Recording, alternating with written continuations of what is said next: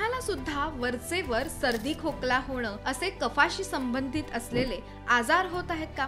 जेव्हा आपल्या शरीरात कफदोष वाढलेला असतो तेव्हा आपल्याला अनेक इन्फेक्शन्स होण्याचे चान्सेस असतात. टॉन्सिल्सचा त्रास होणं, सतत ताप येणं, सर्दी खोकला होणं, अनेक व्हायरल इन्फेक्शन्स आपल्याला होऊ शकतात.